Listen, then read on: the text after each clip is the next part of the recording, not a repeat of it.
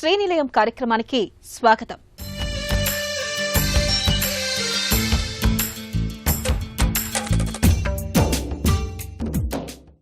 సొంతిల్లు లేదా ఇంటి స్థలం కొనుగోలు చేయాలని ప్రతి ఒక్కరికి ఉంటుంది.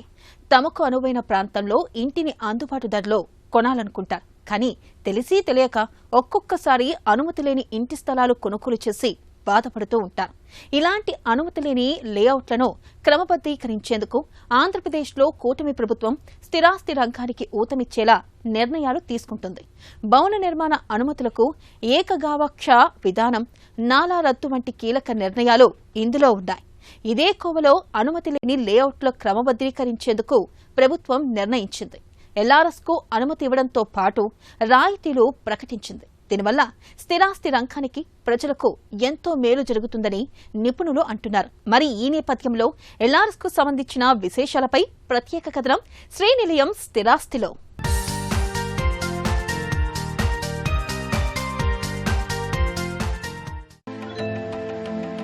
సొంత ఇల్లు లేదా ప్లాటును కొనుక్కోవాలనే కోరిక ప్రతి ఒక్కరికీ ఉంటుంది. తమకు అనువైన ప్రాంతంలో అందుబాటు ధరలో కొంటారు. అనుమతి లేకుండా వేసిన లేఅవుట్లలో ప్లాట్లు కొంటే దానికి నిర్మాణ అనుమతులు రావటం ఇబ్బందవుతుంది. అలాగని అనుమతి తీసుకోవాలంటే ఫీజులు చాలా ఎక్కువగా ఉంటాయి. దాదాపు 19% మేర ఫీజులు చెల్లించాల్సి ఉంటుంది. దీంతో అనుమతి లేకుండానే చాలా మంది లేఅవుట్లు వేసి ప్లాట్లు విక్రయాలు చేస్తూ ఉంటారు. అలాగే ప్రజలు కూడా కొందరు ప్లాట్లు వేస్తూ ఉంటారు. ఇలాంటి అనుమతి లేని లేఅవుట్లను క్రమబద్దీకరించేందుకు ప్రభుత్వం ఒక్కోసారి అనుమతిస్తుంటుంది. ఏపీలో కూటమి ప్రభుత్వం దీనిపై నిర్ణయం తీసుకుని జూలై 26న జీవో ఎంఎస్ నంబర్ 134 జారీ చేసింది. ఈ జీవో ప్రకారం మీ ప్లాట్ను ఎల్ఆర్ఎస్ కింద క్రమబద్దీకరించుకోవచ్చు. సవరించిన లేఅవుట్ రెగ్యులరైజేషన్ స్కీమ్ ఎల్ఆర్ఎస్ కింద ఈ అవకాశం ఇచ్చారు. ప్రజలు తమ అనధికారిక ప్లాట్లను అధికారిక అనుమతి పొందడానికి అవకాశం ఉంటుంది. దీనివల్ల గృహ నిర్మాణానికి మరియు ప్లాట్ కొనుగోలు చేయడానికి ప్రభుత్వం మార్గం సుగమం చేసినట్లయింది. లేఅవుట్ రెగ్యులరైజేషన్ స్కీమ్ 2025 జూన్ 30 లోపు అనుమతి లేని లేఅవుట్లలో ప్లాట్ కొనుగోలు చేసి రిజిస్ట్రేషన్ చేసుకున్న వారందరికీ వర్తిస్తుంది. గ్రామ, వార్డు సచివాలయాల ద్వారా దరఖాస్తు చేసుకోవచ్చు. ఆన్లైన్ ద్వారా కూడా సమర్పించవచ్చు. ప్రభుత్వం తీసుకున్న నిర్ణయం ఎందరికో మేలు చేయడంతో పాటు సర్కారుకు ఆదాయం తెచ్చిపెడుతుందని నిపుణులు చెబుతున్నారు.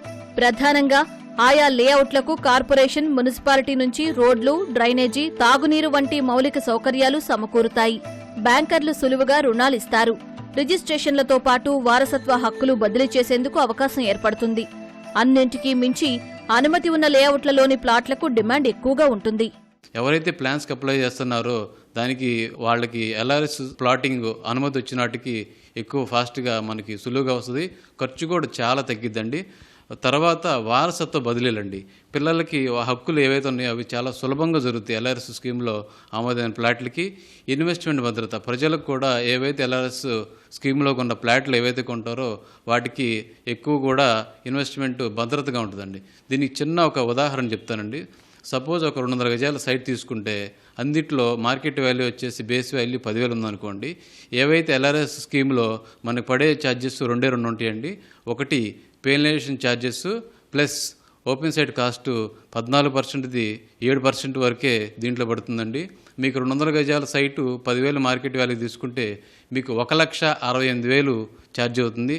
అదే రెగ్యులర్గా మీరు 200 గజాలు 10,000 మార్కెట్ వాల్యూ ఉందనుకోండి, దాంట్లో 14% ఓపెన్ సైట్ కాస్ట్ పడుతుంది. దాని మీద 33% పడుతుంది. పెనలైజేషన్ ఛార్జెస్ పడతాయి మరియు కాంపౌండింగ్ ఛార్జెస్ పడతాయి.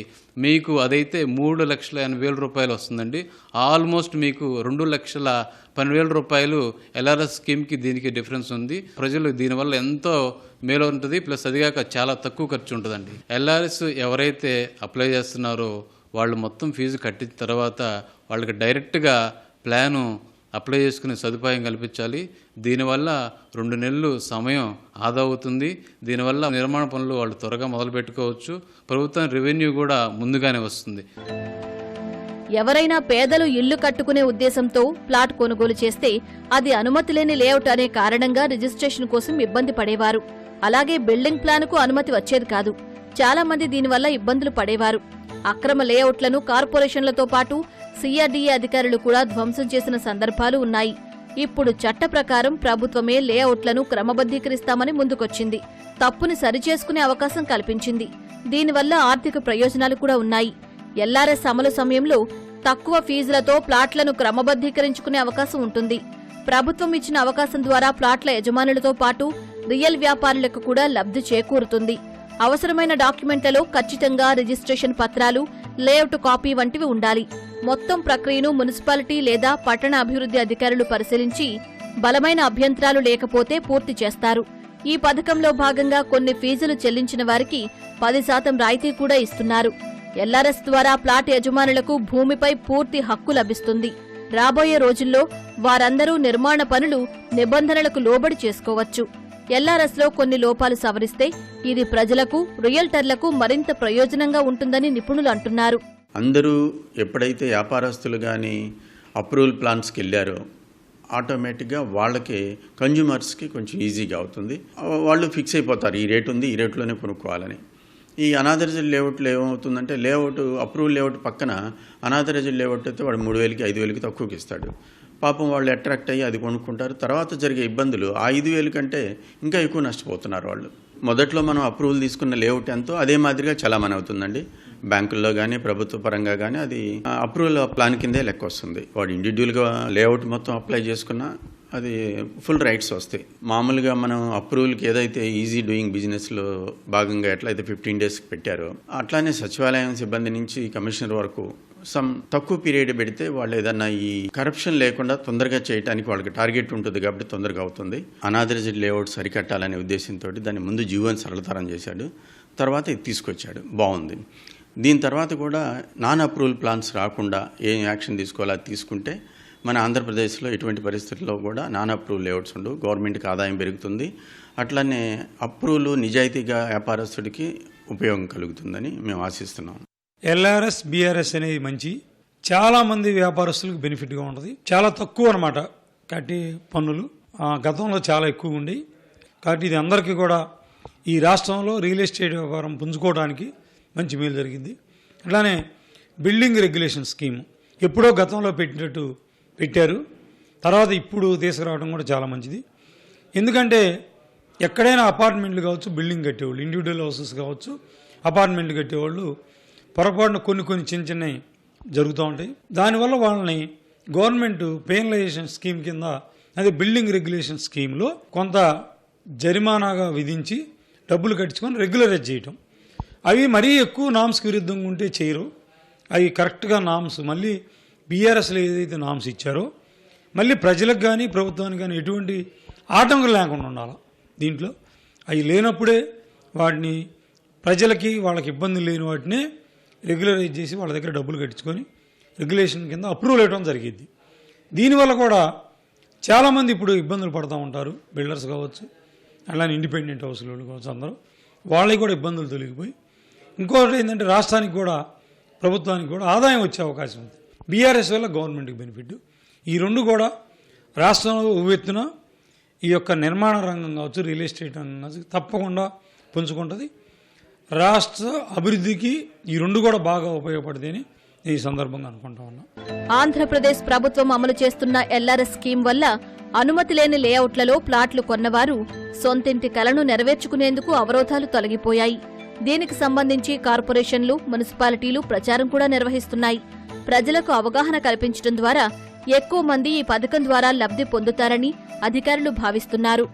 ఇల్లు కట్టి చూడు, పెళ్లి చేసి చూడు అన్నది పెద్దలు చెప్పిన సామెత.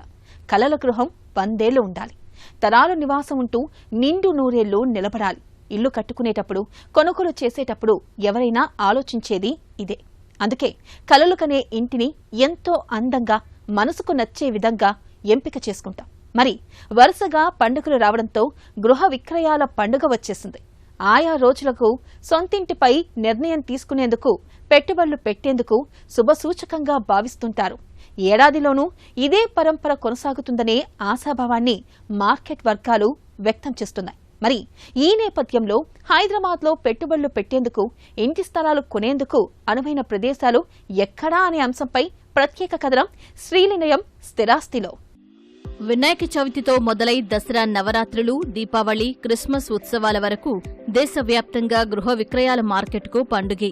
సంవత్సరం మొత్తం విక్రయాల్లో దాదాపు 3వ వంతు ఈ పండుగల సమయాల్లో జరుగుతూ ఉంటాయి. ఆయా రోజులను సొంతింటిపై నిర్ణయం తీసుకునేందుకు, పెట్టుబడులు పెట్టేందుకు శుభసూచకంగా భావిస్తూ ఉంటారు. ఈ ఏడాదిలోనూ ఇదే పరంపర కొనసాగుతుందనే ఆశాభావాన్ని మార్కెట్ వర్గాలు వ్యక్తం చేస్తున్నాయి.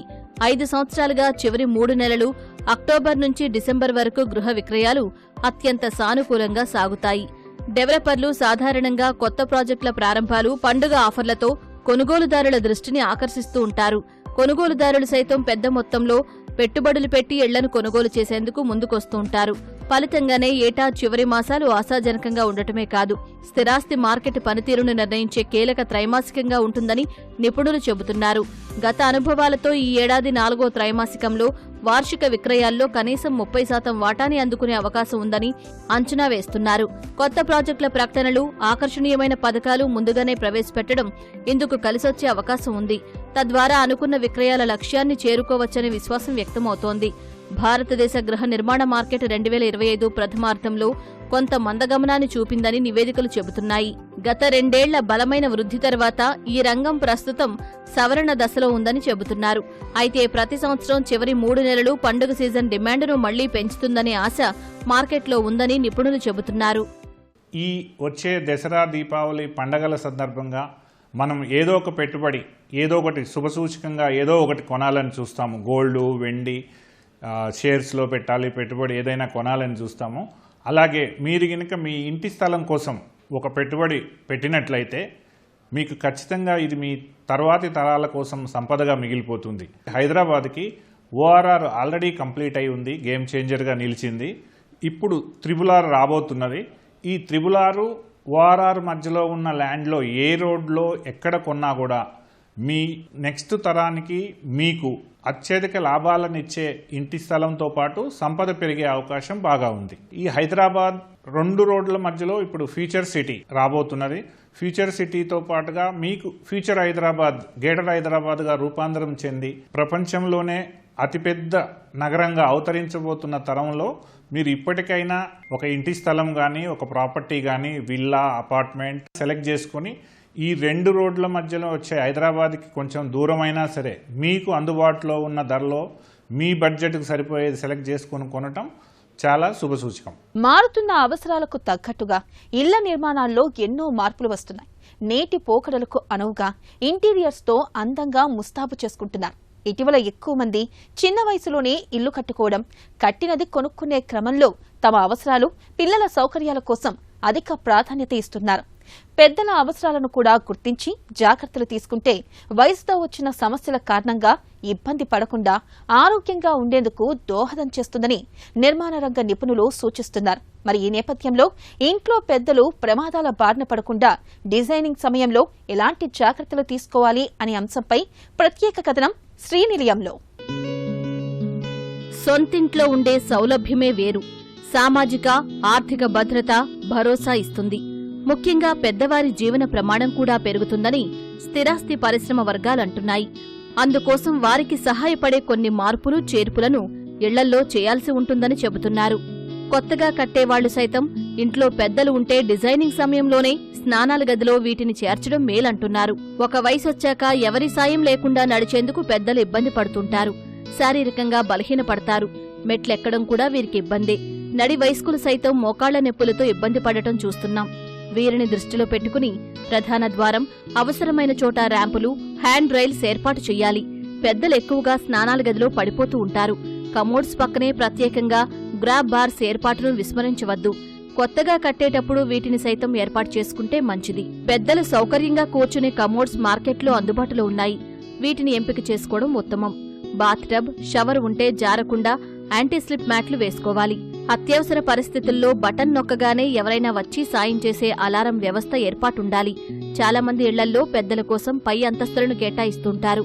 మెట్లు ఎక్కి దిగడం వారికి ఆ వయసులో పెద్ద సవాలుగా మారుతుంది. రోజుల తరబడి కిందకు రాకుండా అక్కడే ఉండిపోవడం చూస్తూ ఉంటాం. కాబట్టి విల్లాలో గ్రౌండ్ ఫ్లోర్ పెద్దలకు సౌకర్యంగా ఉంటుంది. ఇళ్లల్లోనూ లిఫ్ట్లు ఇటీవల సర్వసాధారణంగా మారాయి. అయినప్పటికీ కింది అంతస్తులే పెద్దలకు సౌకర్యం. అత్యవసర పరిస్థితుల్లో సులువుగా ఉంటుంది. ఒంటరితనం బాధించదని చెబుతున్నారు. పెద్దలు ఉండే గదులు, వారు ఎక్కువగా తిరిగే ప్రదేశాల్లో గచ్చు హెచ్చుతగ్గులు లేకుండా, కార్పెట్ వదులుగా లేకుండా చూసుకోవాలి. లేదంటే జారిపడే ప్రమాదం ఉంటుంది. కొన్నిసార్లు ప్రాణాల మీదకి రావచ్చు. యాంటీ స్కిడ్ టైల్స్ వేయించడం ప్రధానం. గచ్చుపై తీగలు, బల్లలు, చక్రాల కుర్చీలు అడ్డుగా లేకుండా చూడాలి. కార్పెట్లు తీసెయ్యాలి. ఒకవేళ వేయాల్సి వస్తే కాలికి తట్టుకుని పడకుండా జాగ్రత్తలు తీసుకోవాలి. ఇంట్లో పెద్దలిద్దరే ఉంటుంటే వంటగది నుంచి జాగ్రత్తలు తీసుకోవాలి. వంట వస్తువులు చేతికి అందే ఎత్తులో, సులభంగా తీసుకునే దూరంలో ఏర్పాటు ఉండాలి. కుర్చీలు, బల్లలు ఎక్కే ప్రయత్నంలో కింద పడితే గాయాల పాలయ్యే ప్రమాదం ఉంటుంది. కొత్తగా ఇల్లు కొనాలనుకునేవారు, సొంతంగా ఇల్లు నిర్మించుకోవాలి అనుకునేవారు, పెద్దలు ప్రమాదాల బారిన పడకుండా వాళ్ల సౌకర్యం కోసం డిజైనింగ్లో ఎలాంటి జాగ్రత్తలు తీసుకోవాలో ఇప్పుడు నిపుణుల మాటల్లో తెలుసుకుందాం. ముఖ్యంగా ఒక హౌస్లో వాళ్ళకి ఫ్లోరింగ్ గురించి మాట్లాడితే, ఫ్లోరింగ్ అనేది వీలైనంత వరకు సీమ్లెస్గా ఉండాలి. ఒక రూమ్ నుంచి ఇంకొక రూమ్కి వెళ్ళేటప్పుడు కావచ్చు, మెయిన్ ఎంట్రన్స్ దగ్గర నుంచి లోపలికి వెళ్ళేటప్పుడు కావచ్చు. ఆబ్వియస్లీ ఏ హౌస్ అయినా కానీ రోడ్ లెవెల్ కంటే కొంచెం 3-4 అడుగుల ఎత్తులో ఉంటుంది కాబట్టి మనం 4 మెట్లు, 6 మెట్లు, 8 మెట్లు అలాగా మెట్లు ఏర్పాటు చేసుకుంటాం. మెట్లతో పాటు ఒక ర్యాంప్ను కూడా నిర్మించుకుంటే వీల్ చైర్ యాక్సెస్ మీద డిపెండ్ అయిన వాళ్ళకి ఆ ర్యాంప్ ద్వారాగా ఆ ఇంట్లోకి ఎంట్రన్స్ అయ్యే అవకాశం ఉంటుంది. ఇది ఎప్పుడు చేయగలుగుతాం? కన్స్ట్రక్షన్ స్టేజ్లో నుంచి కూడా మనం ప్లాన్ చేసుకుంటే మనకి చాలా యూజ్ అవుతుంది. రెండోది ఫ్లోరింగ్లో గ్రిప్. ఫ్లోరింగ్లో 99% యాంటీ స్కిడ్ టైల్సే ప్రిఫర్ చేస్తారు ఎవరైనా కూడా. వృద్ధులకు అనేసరికి ఖచ్చితంగా యాంటీ స్కిడ్ టైలింగ్ అనేది సజెస్టెడ్ అనమాట. బాత్రూంలోకి వెళ్ళిన తర్వాత కూడా వాల్ కమోడ్కి లెఫ్ట్ అండ్ రైట్లో గ్రాబ్ బార్స్ ఉండడము, లేదా సింక్ ఏరియా పక్కన గ్రాబ్ బార్స్ ఉండడము, స్నానం చేసేటప్పుడు షవర్ ఏరియా దగ్గర గ్రాబ్ బార్ ఉండడము, ఇలాగా మోస్ట్ ఆఫ్ ద టాయిలెట్లో sitting positions, standing positions and walking పొజిషన్స్లో అన్ని చోట్ల కూడా గ్రాబ్ బార్స్ని కనుక మనం ప్రొవైడ్ చేసుకోగలిగితే వారి మూమెంట్కి చాలా సహకరిస్తుంది. మూడోది వచ్చి ఆటోమేషన్ లేదా ఎలక్ట్రానిక్ సపోర్ట్. మనకి స్విచెస్ ఉన్నాయి. స్విచెస్ ఎప్పుడు కూడా మనం 2-వే ప్లాన్ చేసుకున్నట్లయితే వాళ్ళకి బెడ్ సైడ్లో ఒక switch, as well as bathroom ఎంట్రీలో ఒక స్విచ్, లేదా బాత్రూమ్ ఎంట్రీలో ఒక స్విచ్, బాత్రూమ్ ఇన్సైడ్లో ఒక స్విచ్. వాళ్ళు కమోడ్ మీద యూస్ చేస్తున్నప్పుడు కానీ, లేకపోతే షవర్లో యూస్ చేస్తున్నప్పుడు కానీ, లేదంటే సింక్ దగ్గర యూస్ చేస్తున్నప్పుడు కానీ ఒక సెకండరీ స్విచ్ విత్ 2-వే ఫంక్షన్ ఉందనుకోండి, వాళ్ళకి బయట లోపల కూడా వేసుకోవడానికి ఈజీగా ఉంటుంది. సెన్సార్ లైట్స్ కనుక మీరు ప్రొవైడ్ చేయగలిగితే వారు మాన్యువల్లీ ఆపరేట్ చేసే పని తప్పుతుంది. డోర్ ఓపెన్ చేసి మూవ్మెంట్ లోపలికి వెళ్ళిన ప్రతిసారి అది ఆన్ అవుతుంది. పర్సన్ మూవ్మెంట్ ఉన్నంతసేపు ఆన్లో ఉంటుంది. పర్సన్ మూవ్మెంట్ బయటకు వెళ్ళిపోయిన తర్వాత ఆటోమేటికల్లీ ఆఫ్ అయిపోతుంది. It is very convenient. దీంతో పాటుగా వాయిస్ కమాండ్ సపోర్ట్ ఉన్న సిస్టమ్స్ కూడా మీరు ప్రిఫర్ చేయొచ్చు. ఒకవేళ మీ హౌస్ కనుక ఫుల్లీ ఆటోమేటెడ్ అయితే మీకు అలెక్సా లాంటి voice dependent, artificial intelligence dependent modules ఉంటే వాటిల్లో మీరు ఆ ఫంక్షనాలిటీని కూడా యూస్ చేసుకోవచ్చు. ఎలక్ట్రానిక్ విభాగంలో వన్ మోర్ థింగ్ ఏంటనంటే అలార్మ్ సపోర్ట్. వాళ్ళకి ఎప్పుడైనా ఎమర్జెన్సీ అలారం కనుక అవసరం పడితే మీకు టాయిలెట్ ఎంట్రన్స్లోనూ ఒకటి అండ్ టాయిలెట్ లోపల కూడా ఒకటి వాల్ మీద ఒక మాడ్యూల్ మీరు ఫిక్స్ చేసుకున్నట్లయితే వాళ్ళకి ఎప్పుడైనా ఎమర్జెన్సీ సిచ్యువేషన్ వచ్చినప్పుడు ఆ అలారంని యూస్ చేసుకుని రెస్ట్ ఆఫ్ ది స్టాఫ్కి, లేకపోతే వాళ్ళని అసిస్ట్ చేసే వాళ్ళకి అలర్ట్ చేయగలుగుతారు. ఇటువంటి జాగ్రత్తలన్నీ తీసుకుంటే కనుక మీరు ఒక బాత్రూమ్ని లేదా మీరు ఒక హౌస్ని అడల్ట్ ప్రూఫ్ చేయగలుగుతారు. ఇల్లు, ఇళ్ల స్థలాలు, అపార్ట్మెంట్లు కొనే ముందుగా వాస్తును పరిశీలిస్తూ ఉంటారు. మరి ప్రేక్షకులు అడిగిన ప్రశ్నలకు సమాధానాలు వాస్తు నిపుణుల మాటల్లో తెలుసుకుందాం.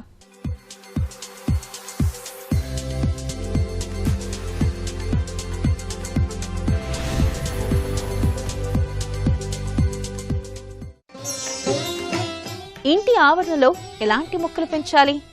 సహజ సిద్ధంగా వాస్తు శాస్త్రంలో మనకి వృక్షవాస్తు అనేటువంటిది చాలా ఉపయుక్తకరమైనటువంటి విషయం.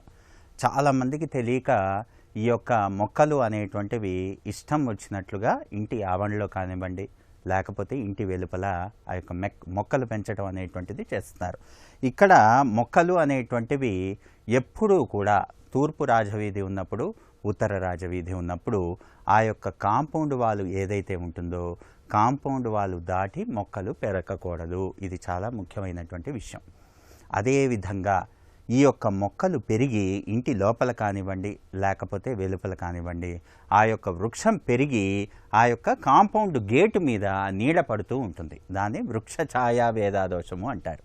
పొరపాటున కూడా అలా మనం మొక్కలు అనేటువంటిది పెంచకూడదు. లిమిటెడ్గా మనకి ఎంతవరకు కావాలో అంతవరకే, ఎలాంటి కోణాలు కొట్టకుండా. అంటే ఎలాంటి కోణాలు కొట్టకుండా అని ఎందుకంటున్నాం? ఇప్పుడు కాంపౌండ్ గేట్ ఉంటుంది. ఇట్లా తూర్పు రాజవీధి తీసుకున్నాం అనుకోండి, ఉత్తరం వైపు ఇట్లా ప్లాంటేషన్ తీసుకున్నాం అనుకోండి, ఇక్కడ మనకి గేట్ పెట్టినప్పుడు ఈ యొక్క ప్లాంటేషన్ అంతా కూడా ఈ గేట్లో కోణం పడుతుంది. అలా పొరపాటున కూడా ఇట్లా ప్లాంట్స్ అనేటువంటివి పెంచకూడదు. ఇక్కడ పెద్ద పెద్ద చెట్లు వేశారనుకోండి, ఈ చెట్లన్నీ కూడా గేటుకి ఎదురుగా వేయకూడదు, అది వృక్షవేద దోషం అవుతుంది. కాబట్టి చాలా జాగ్రత్తగా మొక్కలు గేటుకి ఎదురుగా ఎప్పుడూ వేయకూడదు. ఇది చాలా గుర్తుపెట్టుకోవాల్సినటువంటి విషయం. చాలామంది తెలియక ఇంటి చుట్టూ మేము ప్లాంటేషన్ చేసుకుంటామండి అని చెప్పేసి ఇష్టం వచ్చినట్లుగా చేస్తూ ఉంటారు. ఎక్కడ ఏ మొక్కలు ఏ డైరెక్షన్లో ఎలా వేయాలి అనేటువంటిది పూర్తిగా వాస్తు ప్రకారం తెలుసుకుని మాత్రమే మనం చెయ్యాలి. ఎప్పుడూ కూడా జమ్మి చెట్టు ఇంట్లో వేయకూడదు, అది చాలామందికి తెలిసిన విషయమే. అదేవిధంగా పాలు కారేటువంటి చెట్లు పొరపాటును కూడా వేయకూడదు. జిల్లేడు అనేటువంటిది ఇంట్లో వేయకూడదు. బొబ్బాస్కాయ్ అంటే బొప్పాయి అనేటువంటి చెట్టు ఇంటి లోపల ఉండకూడదు. ఇవన్నీ కూడా చాలా జాగ్రత్తగా చూసుకోవాలి. ఎప్పుడూ కూడా సౌత్ వైపు అనేటువంటిది కాంపౌండ్ కంటే ఎత్తు పెరిగేవి మాత్రమే మనం మొక్కలు అనేటువంటివి వేసుకోవాలి. అంటే మనకి దేవదారు వృక్షాలు కానివ్వండి, అశోక వృక్షాలు కానివ్వండి, ఏవైనా స్ట్రైట్గా నిలువుగా పెరుగుతూ ఉంటాయి, అలాంటివి మనం దక్షిణం వైపు వేసుకోవాలి. ఎప్పుడు కూడా తూర్పు వైపు తులసి ఎంత ఎక్కువ వేసుకుంటే పిల్లలు అభివృద్ధి అంతలా ఉంటుంది. అంటే తులసి అనేటువంటిది మనకి తూర్పు వైపు పెంచితే అత్యద్భుతమైనటువంటి ఫలితం ఉంటుంది. అదేవిధంగా పడమర వైపు మనకి మందారం, ముద్ద మందారం, ఏకమందారం, మందారానికి సంబంధించినంతా కూడా పడమర వైపు పెంచుకుంటే మనకి అత్యద్భుతమైనటువంటి ఫలితం కలుగుతుంది. అదేవిధంగా ఉత్తర వాయువ్యంలో మారేడు వేసుకుంటే అష్టైశ్వర్య సిద్ధి ఉంటుంది. ఇదే ఇల్లు తీసుకున్నాం, ఇక్కడంతా కూడా మనం ప్లాంటేషన్కి గ్యాప్ ఉంది, ఇక్కడ మనం ఉత్తర వాయువ్యంలో కనుక మారేడు వేసుకుంటే అత్యద్భుతమైనటువంటి ఫలితం ఉంటుంది. ఇలా మనం ప్లాంటేషన్ చేసుకున్నప్పుడు పొరపాటున కూడా గేట్ అనేటువంటిది ఇక్కడ ఉండకూడదు. మనకి ఇంటి దగ్గర నుండి మాత్రమే ఇక్కడ వరకు మనం తీసుకునేటువంటి కాలం పొజిషన్స్ని బట్టి ఈ యొక్క గేట్ అనేటువంటి నిర్ణయం చేసుకొని మనకి ఈ గేట్ ఎదురుగా ఎలాంటి మొక్కలు కానీ వృక్షాలు కానీ లేకుండా చూసుకొని మనం ఇంటి చుట్టూ ఈ యొక్క ప్లాంటేషన్ని చేసుకోవాలి. ఇది నేటి శ్రీనిలయం. మరికొన్ని తాజా అంశాలతో వచ్చే వారం మళ్ళీ కలుద్దాం. అంతవరకు సెలవు, నమస్తే.